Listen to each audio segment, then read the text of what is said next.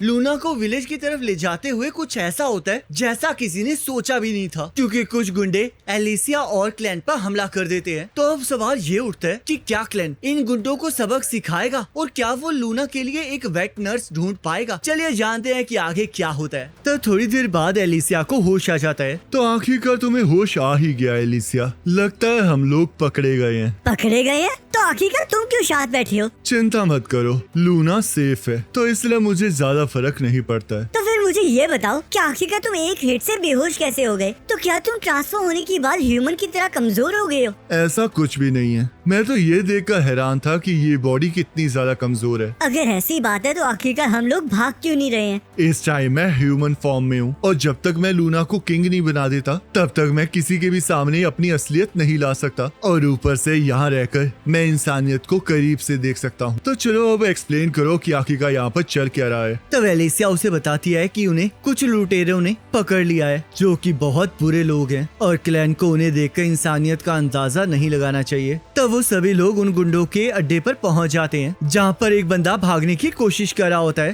पर एक गुंडा उसे मार डालता है और उसकी एग्जाम्पल देकर सबको धमकी देता है कि अगर उनकी बात कोई नहीं मानेगा तो वो उन्हें मार डालेंगे। तब वो गुंडे एलिसिया को लेकर एक दूसरे कमरे में चले जाते हैं और क्लैन को एक लड़की अपने पास बुला लेती है। और जैसे ही वो लड़की क्लैन के हाथ में एक बच्चा देखती है वैसे ही वो अपनी नौकरानी नेल को उस बच्चे को संभालने के लिए कहती है और साथ में उस बच्चे को दूध पिलाने के लिए कहती है। तब वो लोग एलिसिया को लेकर अपने साथी व्रोको के पास चले जाते हैं जो कि उन्हें खुद को बॉस बुलाने के लिए कहता है, क्योंकि उनका असली बॉस जजक वहाँ पर नहीं होता है। पर वो सभी लोग इसके लिए मना कर देते हैं, जिस वजह से वो अपने गुलाम बैटी को दिखाकर उन्हें डराने लगता है, जिस वजह से उसके साथी डर जाते हैं। चलो अब थोड़े काम की बात कर लें। ए लड़की, मैंने सुना है कि तुम इन आर्कनाइट्स को लूना माउंटेन से लाई हो, पर वहाँ का राजा तो क्लिविटीज है ना, और ऊपर से मुझे पता है किंग ऑफ हिडान ने 13 हीरोज को अपने ताकतवर हथियारों के साथ क्लिविटीज के साथ लड़ने के लिए भेजा था और उनमें से एक लड़की भी थी। और ऊपर से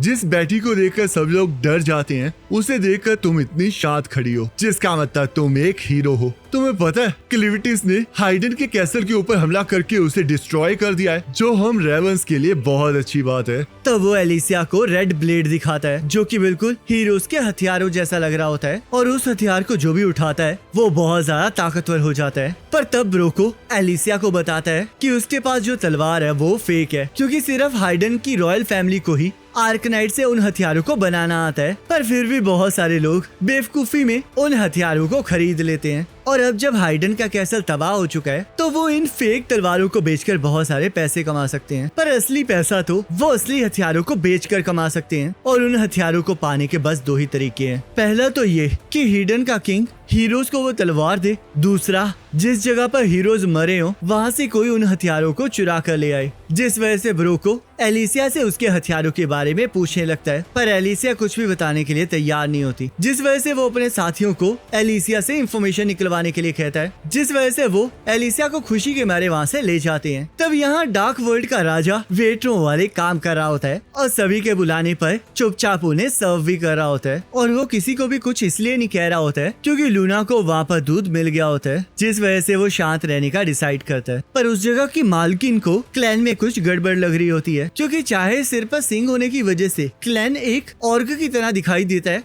पर उसका कलर और आंखें उनसे बिल्कुल मैच नहीं करती हैं। तब यहाँ कुछ लोग नेल को नीचे गिरा देते हैं और उसे सजा देने के लिए पकड़ कर ले जाते हैं। तब वो लोग उसे बहुत मारते हैं, जो बात क्लैन को बिल्कुल पसंद नहीं आती है, क्योंकि नेल ने लूना को दूध पिलाया होता है और इसी वजह से वो उन दोनों को मार डालता है। तब क्लैन लूना को नेल को दे देता है और उसके बारे में जानने की कोशिश करने लगता है, ताकि वो इस बारे में जान सके कि क्या नेल वेट नर्स बनने के काबिल है या नहीं। तब नेल उसे बताती है कि वो उसी जगह पर पैदा हुई थी और उन्हीं गुंडों के बीच में रही है, पर उसकी माँ वहाँ पर एक नौकरानी थी जिसे वहाँ के लोग बहुत तंग करते थे। पर जब वो 12 साल की हुई तब वो गायब हो गई और नेल को नहीं पता कि वो क्या भाग गई थी या फिर मर गई थी। तब उसके बाद लोगों ने उसकी माँ की जगह उसे मारना स्टार्ट कर दिया और उसे एहसास हुआ कि हमेशा से उसकी माँ उसे ही बचाती हुई आई है। और उसके बाद उस बार की ऑनर ने उसे अपने पास रख लिया, जिसके बाद से वो वहाँ पर काम करती है और बच्चों को दूध पिलाती है। मैंने तो सुना था कि दूध एक माँ ही पिला सकती है, तो आखिरकार तुम्हारा बच्चा कहाँ है? मेरा कोई बच्चा नहीं है, क्योंकि जब वो पैदा हुआ था तभी वो मर गया था, जिस वजह से मेरा दिल टूट गया और मैंने डिसाइड किया कि मैं मर जाऊंगी। पर तब वहाँ पर मुझे एक बच्चे को दूध पिलाना पड़ा, जिस वजह से मेरे अंदर एक उम्मीद जाग गई।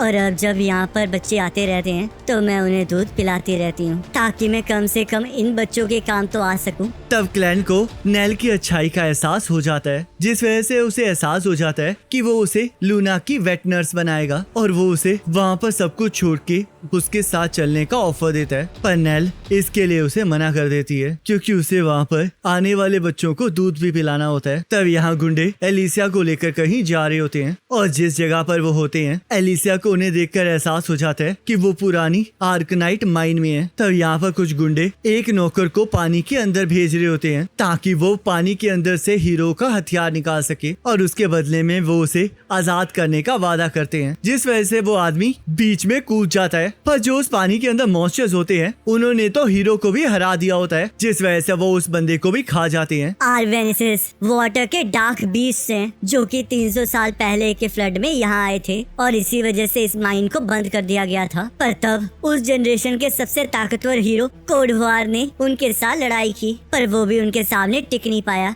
और उसका वेपन स्ट्रेन स्प्लिटर, जो कि वाटरफॉल को भी स्प्लिट कर सकता था, वो भी उसी पानी में समा गया। और अब तुम लोग उसी तलवार को पाने यहाँ आए हो। मुझे नहीं पता था कि उस तलवार का एक नाम भी था, तो इसका मतलब तुम्हारे हथियार का भी कोई नाम होगा ना? मैं तुम्हें वो बिल्कुल नहीं बताऊंगी। और ऊपर से तुमने उस बंदे के साथ झूठा वादा किया था, क्योंकि अगर तुम सच में उसे बचाना चाहते तो तुम उसे रस्सी से जरूर बांधते। तब वो लोग एलिसिया को चुप रहने का कहकर आगे बढ़ने के लिए कहते हैं, जहाँ पर दूसरी तरफ और भी लोग एलिसिया का इंतजार कर रहे होते हैं। तभी एक बंदा ब्रिज के ऊपर छलांग लगा देता है, जो कि एलिसिया को छूने के लिए बेताब हो रहा होता है। मुझे कभी नहीं लगा था कि क्लैन ने जो मुझे कर्स दिया उससे मैं खुश भी हो सकती हूँ। तब एलिसिया अपने शोल्डर को डिसलोकेट कर देती है और अपने हाथों से उस बंदे को पकड़कर ब्रिज से नीचे कूद जाती है, क्योंकि क्लैन ने उसे बताया होता है कि वो उसके डार्क फ्लूइड के कारण मर नहीं सकती, जिस वजह से वो बिना डरे नीचे कूद जाती है। और इसी के साथ ये एपिसोड खत्म हो जाता है। अब नेक्स्ट एपिसोड का लिंक आपके स्क्रीन पर आ रहा होगा, उस पर क्लिक करके अगले एपिसोड को देख सकते हैं।